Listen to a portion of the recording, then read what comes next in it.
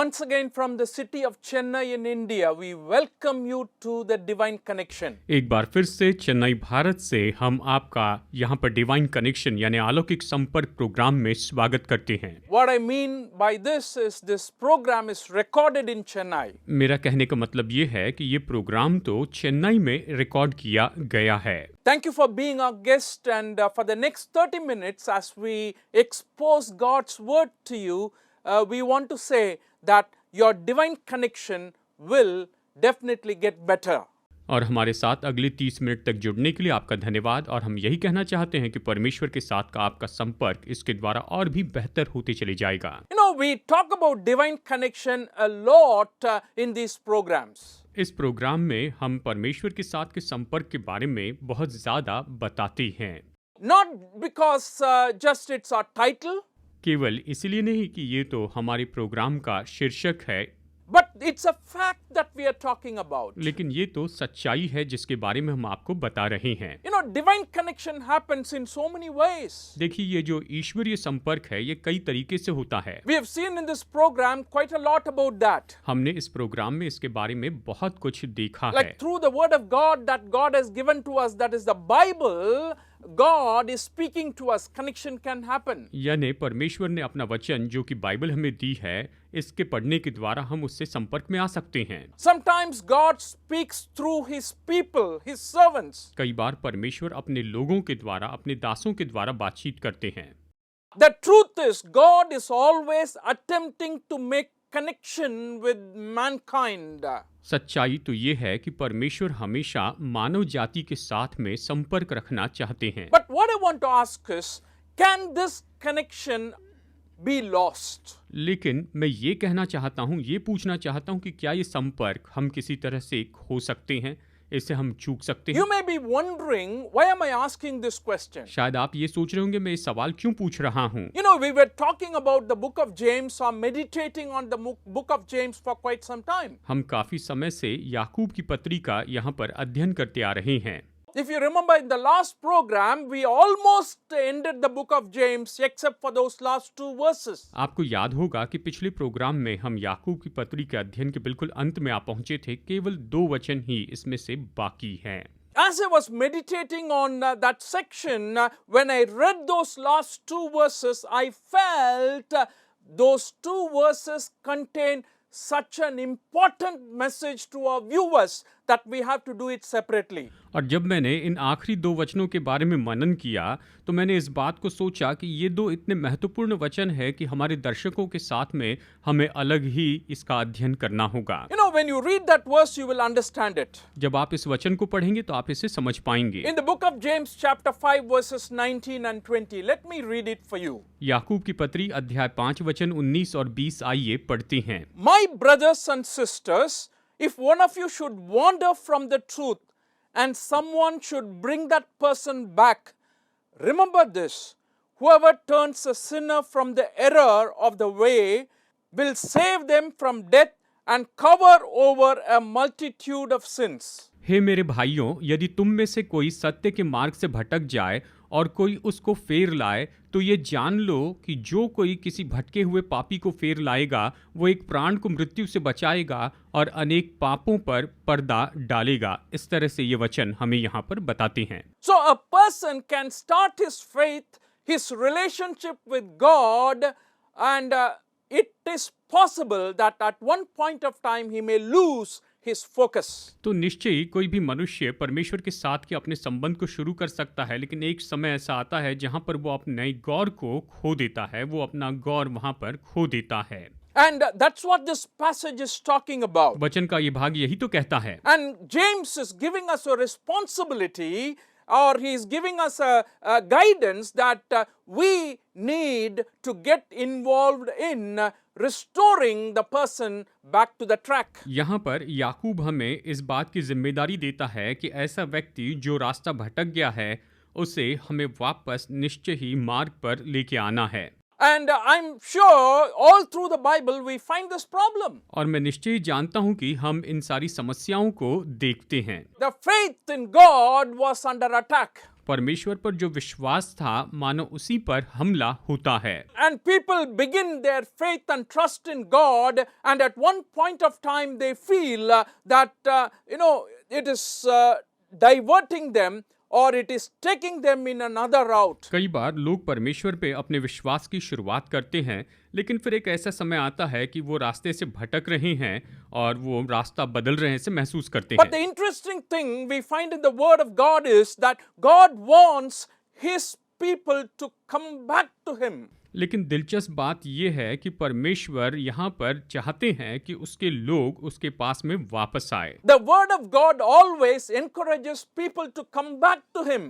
परमेश्वर का वचन हमेशा लोगों को प्रोत्साहित करता है कि लोग उसके पास वापस आ जाएं। Bible very clearly says you return to God. Bible स्पष्ट कहती है कि तुम परमेश्वर के पास लौट आओ। And the word used in the book of James in the original language conveys the idea that a person, he has lost his way and kind of hopelessly lost. यहाँ पर याकूब की पत्री में जो शब्द उपयोग हुआ है ये ऐसे व्यक्ति के बारे में है जो बताता है कि वो तो खो गया है और उसके पास वापस आने की कोई भी आशा नहीं है। And this is not talking about people who do not know the Lord as yet. ये ऐसे लोगों के बारे में नहीं कह रहा है जो कि परमेश्वर को नहीं जानते हैं। This passage is talking about those who had known the Lord and had accepted the Lord Jesus Christ. ये वचन उन लोगों के बारे में बताता है जो प्रभु को जानते हैं और जिन्होंने प्रभु यीशु मसीह को स्वीकार किया है। And I want to tell you, this calling back has been God's voice all along the history. और मैं आपको बताना चाहता हूँ पूरे इतिहास में ये परमेश्वर की आवाज है कि वो लोगों को वापस बुलाते हैं। Even people who have wandered away from Him, God has been calling them to come back to Him. यहाँ तक कि जो लोग उससे दूर चले गए हैं परमेश्वर उन्हें अपने पास वापस आने के लिए बुलाते हैं। God's own people, the people of Israel, have lost their way. परमेश्वर के अपने लोग यानी इस्राएली लोग अपना मार्ग खो चुके थे, वो भटक गए थे। Dear friends, not one time, not two times, but many a times they have gone away from the Lord. प्यारे दोस्तों, एक बार नहीं, दो बार नहीं, लेकिन वो तो कई बार परमेश्वर से दूर चले गए थे। You know what God was trying to tell them? जानते हैं परमेश्वर उनसे क्या कहते थे? That is through the prophets He was communicating to them this message. भविष्यवक्ताओं के द्वारा वो तो उनसे यही संदेश बता रहे थे। He tells the people of Israel, return to me. वो इस्राएली लोगों से कहते हैं कि तुम मेरे पास लौट आओ। Do you believe this? क्या आप ये विश्वास करते हैं? I want to read it for you in the book of Hosea, chapter 14, verses 1 to 3. होशे अध्याय 14 वचन 1 से 3 में मैं आपके लिए यहाँ पर पढ़ना चाहता हूँ। Return, O Israel, to your God. Your sins have been your downfall. Take words with you and return to the Lord. Say to Him, forgive all our sins and receive us graciously, that we may offer the fruit of our lips. हे इस्राएल, अपने परमेश्वर यहोवा के पास लौट आ, क्योंकि तूने अपने अधर्म के कारण ठोकर खाई है। बातें सीख कर और यहोवा की ओर फिर कर उससे कह, सब अधर्म दूर कर, अनुग्रह से हमको ग्रहण कर, तब हम धन्यवाद रूपी बलि चढ़ाएंगे। इस तरह वचन कहता है। What he's basically saying is, you need to return to Him. You need to return and confess to Him with words. यहाँ पर सामान्य रूप में ये यही कह रहा है कि आपको उसके पास वापस आना है और अपने शब्दों के द्वारा आपको उसका अंगीकार करना है। Oh Lord, we come back to you. We will trust only in you. हे परमेश्वर, हम आपके पास में वापस आते हैं और हम केवल आप ही पर भरोसा रखेंगे। And that's a calling God gives to the people who have gone away from Him even today. परमेश्वर आज भी जो लोग उससे दूर चले गए उन्हें इसी तरह से पुकारते हैं, उन्हें वो बुलाते हैं। You know, the important thing is this going away from faith or leaving the focus on God does not happen all of a sudden.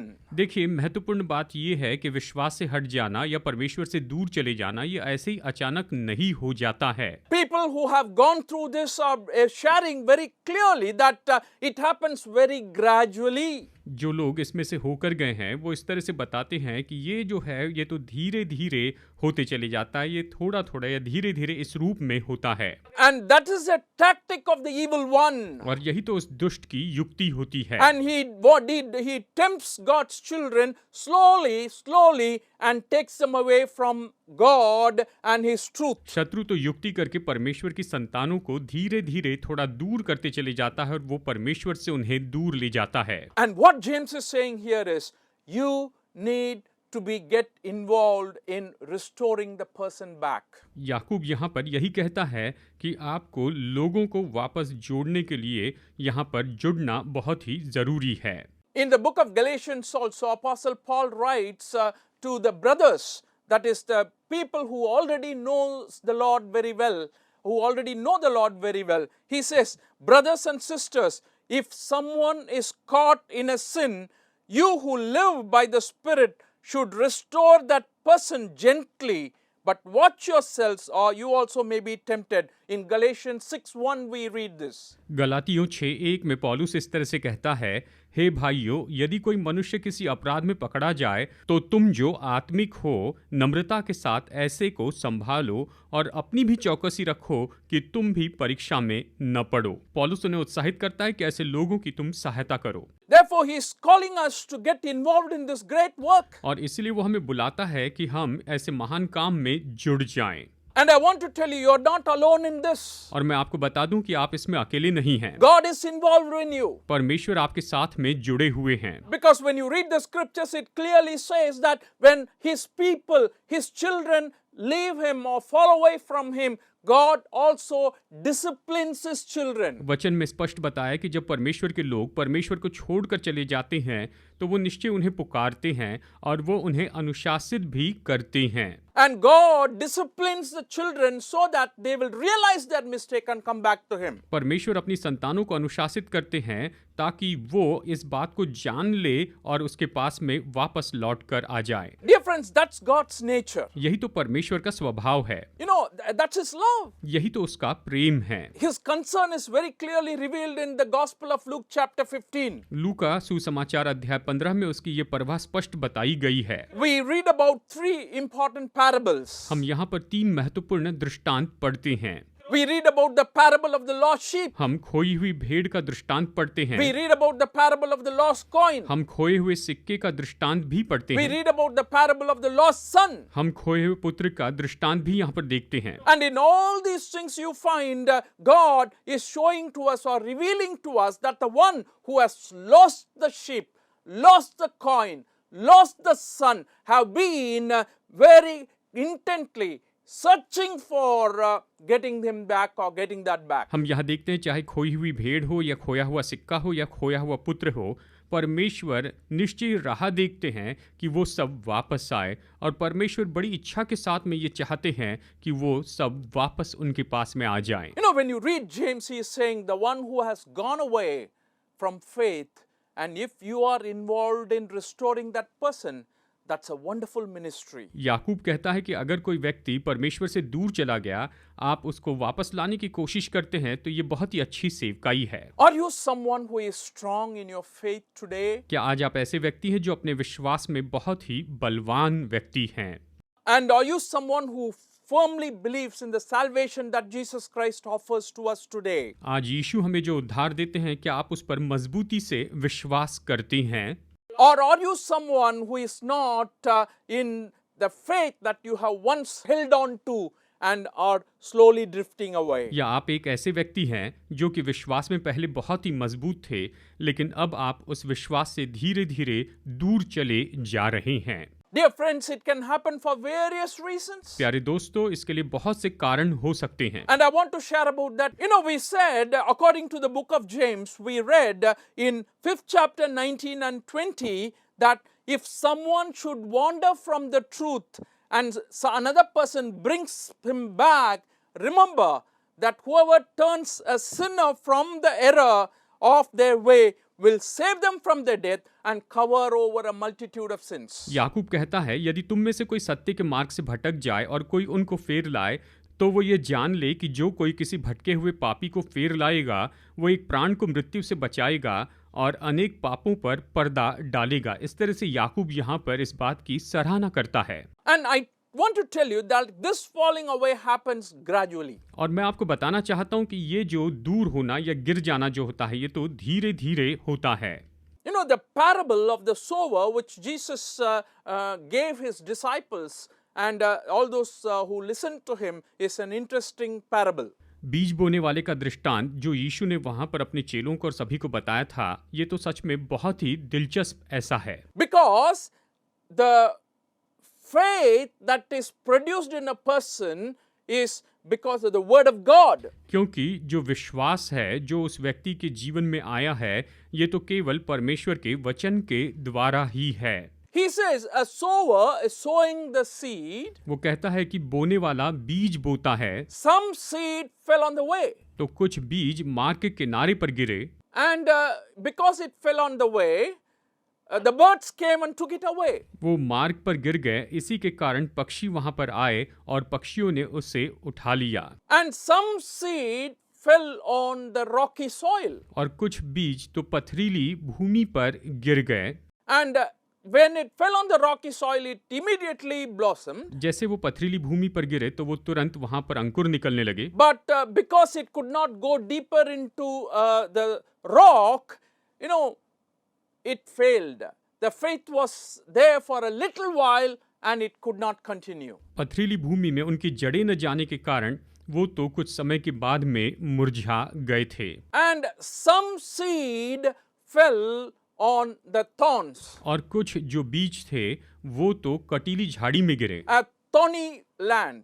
ये तो कटीली झाड़ी की जमीन थी। It grew up, वो बढ़ते गए, yet at the same time it was choked by the thorns and thistles, which the word of God compares it to the worldly riches and the worldly things that are choking them, and they could not bear fruit. वो झाड़ियों में बढ़े और झाड़ियों ने उन्हें दबा दिया। और ये वचन कहता है कि संसार की चिंता और धन का धोखा, इसके कारण वो फलवंत नहीं हुए। That's what is happening. और यही तो हो रहा है। And what God is trying to say is the faith is grown, परमेश्वर ये कहना चाहते हैं कि उनका विश्वास तो बढ़ा, but there are so many things that are attacking our faith. लेकिन ऐसी बहुत सी चीजें हैं जो कि हमारे विश्वास पर हमला करती हैं।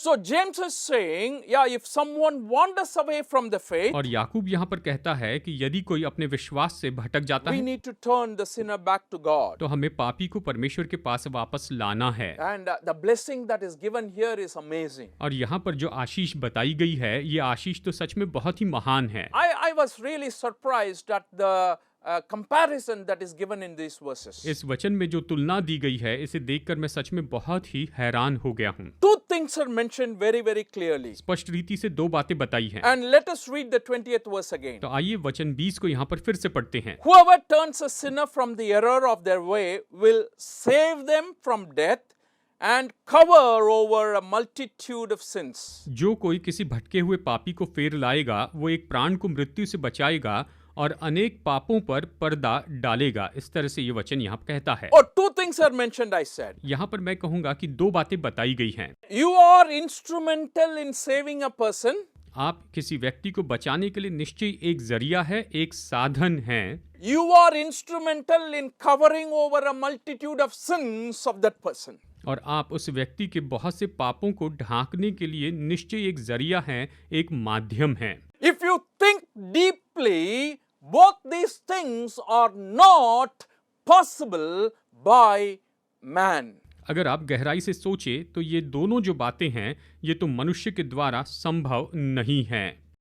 But what God is saying here is, you are involved in that. लेकिन परमेश्वर यहाँ पर इस तरह से कह रहे हैं कि तुम इसमें जुड़े हुए हो। How is it possible?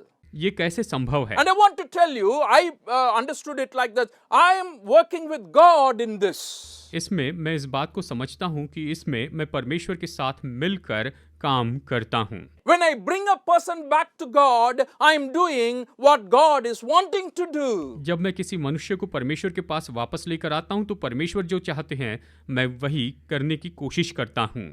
Let us look at it one by one. चलिए इसे एक एक करके देखते हैं। And it says, you save a person. ये कहता है कि तुम एक व्यक्ति को बचा लेते हो। Who can save? I said only God. कौन बचा सकता है? मैंने कहा केवल परमेश्वर। Because the Bible very clearly says that. क्योंकि बाइबल स्पष्ट रीति से कहती है।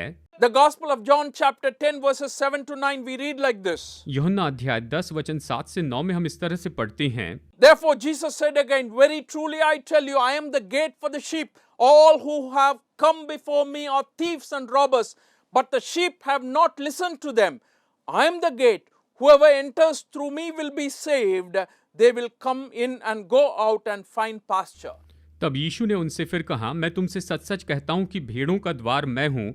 जितने मुझसे पहले आए वे सब चोर और डाकू हैं, परंतु भेड़ों ने उनकी न सुनी। द्वार मैं हूँ। यदि कोई मेरे द्वारा भीतर प्रवेश करे तो उद्धार पाएगा, और भीतर बाहर आया जाया करेगा तो चारा पाएगा। इस तरह से यीशु ने इन वचनों में यहाँ पर बहुत ही स्पष्ट रूप में बताया है। The salvation, or having been saved, Jesus says it's only through him. देखिए, उद्धार या उद्धार प्राप्त करना, यीशु ने कहा कि ये केवल उसी के द्वारा है। He is the gate according to this explanation or this comparison. इस वचन में जो तुलना की गई है, इसके द्वारा वही तो द्वार है। And also in the book of Acts chapter 4 verse 12 it says, salvation is found in no one else. For there is no other name under heaven is given to mankind by which we must be saved. प्रेरितों के काम अध्याय 4 वचन 12 इस तरह से कहता है, और किसी दूसरे के द्वारा उद्धार नहीं, क्योंकि स्वर्ग के नीचे मनुष्यों में और कोई दूसरा नाम नहीं दिया गया जिसके द्वारा हम उद्धार पा सके। Salvation is possible only in Jesus according to this verse. इस वचन के अनुसार उद्धार तो केवल प्रभु यीशु मसीह में ही संभव है। यहाँ पर ये वचन इसी तरह बताता है। But James is saying, whoever turns a sinner from error of their way will save them from death. और याकूब यहाँ पर कहता है कि जो भी एक पापी को उनकी गलती से बचाता है, वो तो निश्चय ही उसे मृत्यु से बचाता है। इस तरह कहता है। I want to tell you, you are joining with God in saving that person. मैं आपको बताना चाहता हूँ कि उस व्यक्ति को बचाने के लिए आप परमेश्वर के साथ में जुड़े हैं। God is using you. परमेश्वर आपका उपयोग कर रहे हैं। What a great privilege it is. ये सच में कितना महान सौभाग्य है। Because none of us are saved by our own works. क्योंकि हम तो अपने कामों के द्वारा उद्धार नहीं पा सकते हैं। Because Bible very clearly says it is purely by the grace we have been saved through faith. क्योंकि बाइबल कहती है कि ये तो केवल अनुग्रह के द्वारा ही है और विश्वास ही से हमने उद्धार पाया है। Therefore, this is God's work through you. और इसीलिए ये तो आपके द्वारा परमेश्वर का काम है। And the second thing James is talking about here is he will cover over a multitude of sins. यहाँ पर याकूब कहता है कि वो बहुत से पापों को ढांक देगा। Who can cover sins? कौन पापों को ढांक सकता है? Who can forgive sins? कौन पापों को क्षमा कर सकता Only है? God. केवल परमेश्वर। That's the understanding of Jewish people very strongly. यहूदी लोग यही तो विश्वास करते थे। In the Gospel of Luke chapter 5 verse 21 we read like this. लूका 5:21 में हम इस तरह से पढ़ते हैं। The Pharisees and the teachers of the law began thinking to themselves, who is this fellow who speaks blasphemy?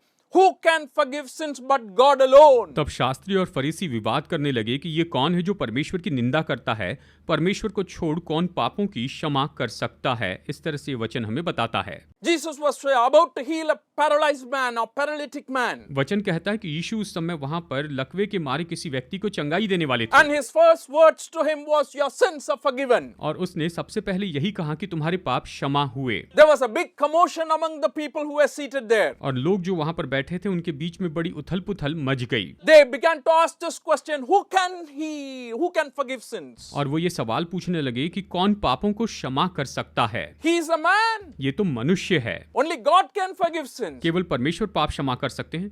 How come he says your sins are ये forgiven? कैसे कह सकता है कि तुम्हारे पाप क्षमा हुए? They did not know that Jesus was God. वो नहीं जानते थे कि यीशु परमेश्वर हैं। But I want you to understand, this thing, forgiveness of sins or covering up of sins is possible only with God. मैं आपको बताना चाहता हूँ कि पापों की ये जो क्षमा है, ये पापों को जो ढांकना, ये तो केवल परमेश्वर के साथ ही संभव है। In the book of Ephesians chapter 1 verse 7 we read like this. इफिसियों 1:7 में हम इस तरह से पढ़ते हैं। In him we have the redemption through his blood, the forgiveness of sins in accordance with the riches of God's grace. हमको उसमें उसके लहू के द्वारा छुटकारा अर्थात अपराधों की क्षमा उसके उस अनुग्रह के धन के अनुसार मिला है। इस तरह से ये वचन बताता है। And I want to tell you, this thing is possible like when you bring a person back into the track, into the faith that he has once held and gone away. God is using you and you or a vessel in the hands of God. What a blessing it is for those of you who are working in restoring a person back. जो व्यक्ति परमेश्वर से दूर चला गया है, अगर आप उस व्यक्ति को परमेश्वर के पास में वापस लेकर आते हैं, तो ये सच में कितनी बड़ी आशीष है कि आप उस व्यक्ति को फिर से परमेश्वर के साथ में जोड़ते हैं। You are doing what God is doing. परमेश्वर जो कर रहे हैं, आप उसे कर रहे हैं। And that's what James is concluding his epistle with. और याकूब अपनी पत्री का अंत यहाँ पर इस तरह से करता है।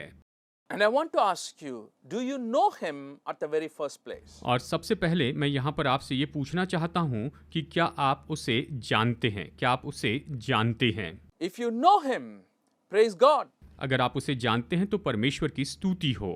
And if you do not know him, you get to know him today. अगर आप उसे नहीं जानते हैं तो आज ही आप उसे जान लीजिए। Or if you someone who has gone away from your faith, या फिर आप ऐसे व्यक्ति हैं जो अपने विश्वास से दूर चले गए हैं, James is inviting us to come back to God. तो याकूब हमें यहाँ पर न्योता देता है कि हम परमेश्वर के पास में वापस लौट कर आ जाएं। You know, I told you Luke 15 says about 3 different things that were lost. मैंने आपको बताया था कि लूका 15 कहता है कि 3 ऐसी बातें हैं जो कि खो गई थी। And particularly in the loss of the son. और खास करके जब पुत्र चला गया था या उसने पुत्र को खो दिया था, ये कहानी महत्वपूर्ण The है। father was waiting for his return. और पिता अपने पुत्र के वापस आने की राह देख रहा था। Saw him from afar.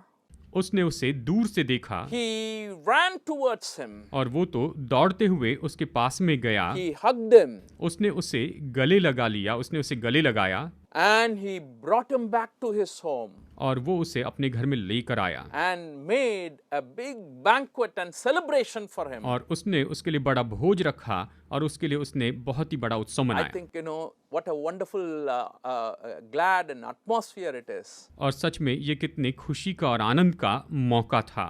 What a celebration.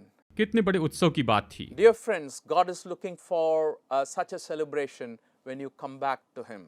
दोस्तों, जब आप परमेश्वर के पास में वापस आते हैं तो परमेश्वर इसी तरह से उत्सव मनाता है। Give your life back to God if you had gone away from him. अगर आप परमेश्वर से दूर चले गए हैं तो आप अपना जीवन परमेश्वर को वापस दीजिए। God bless you today. परमेश्वर आज आपको बहुतायत से आशीष दे।